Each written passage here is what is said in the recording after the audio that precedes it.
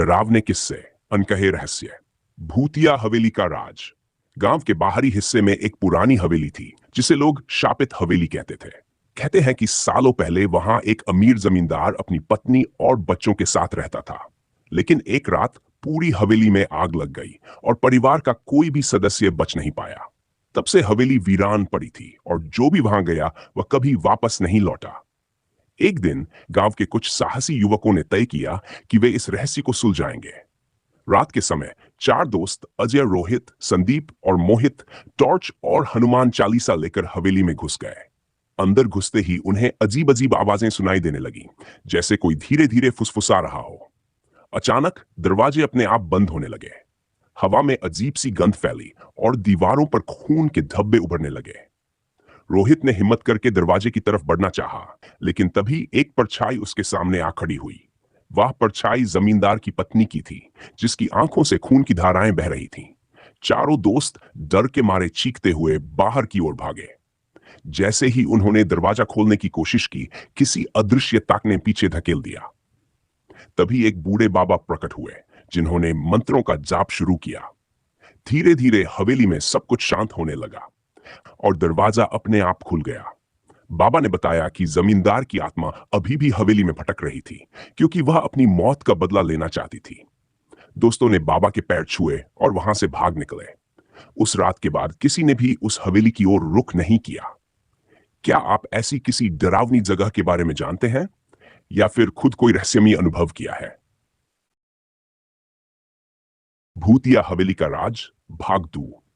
अजय, रोहित, संदीप और मोहित गांव लौट आए, लेकिन हवेली का खौफ उनके उनके जेहन से हट नहीं रहा था। चारों दोस्त उस रात ठीक से सो भी नहीं पाए। हर समय उन्हें ऐसा महसूस होता कि कोई उन्हें देख रहा है। रहस्य में अगली सुबह अजय को घर के आंगन में अजीब सी खरोंचों के निशान मिले। जैसे ही उसने अपनी मां को बताया, उन्होंने घबराकर उसे तुलसी का पानी पीने को कहा। उधर रोहित के घर में रात के समय चीजें अपने आप गिरने लगी। मोहित को लगातार बुरे सपने आ रहे थे, जिनमें वही जमींदार की पत्नी खून से सनी हुई दिखाई देती थी। चारों दोस्त समझ गए कि उन्होंने हवेली में जो कुछ देखा था वह अब उनका पीछा कर रहा था। डर के मारे उन्होंने फिर से उस बूढ़े बाबा को ढूंढने का फैसला किया। बाबा का रहस्य। गांव के पास के जंगल में बाबा एक छोटी सी कुटिया में रहते थे। दोस्तों ने जाकर उनसे मदद मांगी। बाबा ने आंखें बंद की और कुछ देर बाद बोले, तुम लोगों ने हवेली की आत्माओं को जगा दिया है, अब वे तुमसे बदला लेना चाहती है। चारों दोस्त कांप गए। उन्होंने बाबा से विनती की कि उन्हें बचाया जाए। बाबा ने उन्हें बताया कि हवेली में जमींदार की पत्नी और बच्चों की आत्मा नहीं, बल्कि एक दुष्ट आत्मा है जो लोगों को अपने जाल में फंसाकर मार देती है। असली जमींदार और उसका परिवार बहुत पहले मुक्त हो चुके थे। हवेली में वापसी।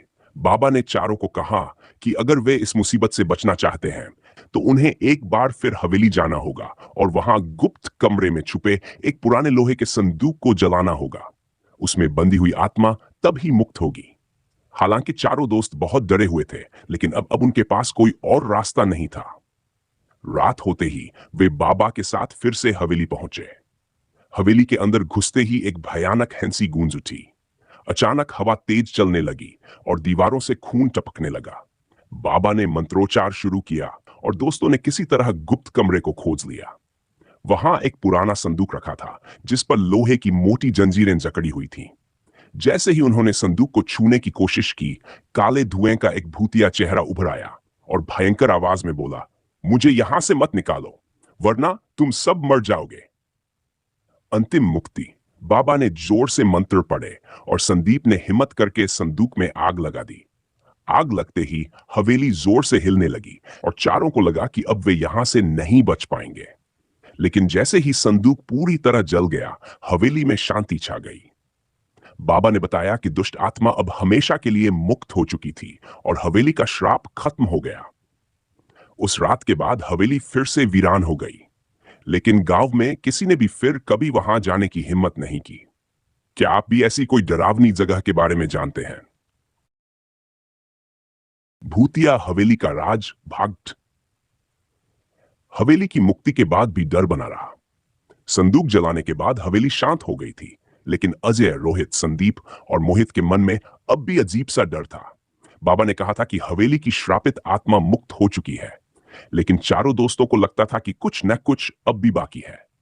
हवेली से लौटने के बाद कुछ दिन तक सब कुछ सामान्य रहा, लेकिन फिर रहस्यमयी घटनाएं दोबारा शुरू हो गई। रोहित ने रात को अपने घर में किसी के पैरों की आहट सुनी, लेकिन जब दरवाजा खोला तो बाहर कोई नहीं था। मोहित के कमरे में रखी चीजें खुद ब खुद इधर उधर गिरने लगी। अजय को सपनों में वही हवेली बार बार दिखाई देने लगी और हर बार एक परछाई उसे घूर रही होती। संदीप के शरीर पर अचानक नील पड़ने लगे, जैसे किसी ने उसे जोर से पकड़ रखा हो। अब चारों समझ गए कि हवेली का डरावना राज अभी पूरी तरह खत्म नहीं हुआ था। बाबा ने बताया एक और राज। डर के मारे चारों फिर से बाबा के पास पहुंचे। बाबा ने गहरी सांस ली और कहा, तुम लोगों ने हवेली की दुष्ट आत्मा को मुक्त कर दिया, लेकिन वहां एक और आत्मा थी जो अभी भी भटक रही है। बाबा ने आगे बताया कि हवेली में एक पुरानी कुठरिया थी, जहां जमींदार की पत्नी को जिंदा जलाया गया था। उसकी आत्मा अब भी वहीं कैद थी, और जब तक उसे पूरी तरह मुक्ति नहीं मिलेगी, ये घटनाएं होती रहेंगी। हवेली में आखिरी बार जाना पड़ा। इस बार बाबा ने दोस्तों को कहा कि उन्हें उस कुठरिया में जाकर पूजा करनी होगी। हालांकि चारों बहुत डरे हुए थे, लेकिन उनके पास और कोई चारा नहीं था। अगली रात वे फिर से हवेली पहुंचे। इस बार हवेली के अंदर घुसते ही माहौल पहले से भी ज्यादा डरावना था। चारों को लगा कि कोई उनके बिल्कुल पास खड़ा है, लेकिन दिखाई कुछ नहीं दे रहा था। जैसे ही उन्होंने कुठरिया का दरवाजा खोला, एक जोरदार चीख हवेली में गूंज उठी। दीवारों पर खून के निशान उभर आए और एक सफेद साया हवा में तैरता हुआ उनकी ओर बढ़ने लगा। बाबा ने तुरंत गंगाजल छिड़का और मंत्रों का जाप शुरू किया। कुछ ही देर में वह साया दर्द भरी आवाज में रोने लगा। फिर एक करिश्मा हुआ। वह सफेद साया धीरे धीरे ऊपर उठने लगा और फिर गायब हो गया। हवेली अचानक शांत हो गई। बाबा ने कहा, अब हवेली पूरी तरह मुक्त हो गई है। जमींदार की पत्नी को भी शांति मिल गई। क्या हवेली का डर खत्म हुआ? इसके बाद गांव में कोई भी अजीब घटना नहीं हुई। हवेली अब वीरान तो थी, लेकिन डरावनी नहीं रही। कुछ सालों बाद गांव वालों ने उसे गिराकर वहां एक मंदिर बना दिया, और तब से वहां कोई बुरी शक्ति नहीं देखी गई। लेकिन कहते हैं, कुछ जगहों की डरावनी कहानियां कभी खत्म नहीं होती। क्या आप किसी और भूतिया जगह के बारे में जानते हैं?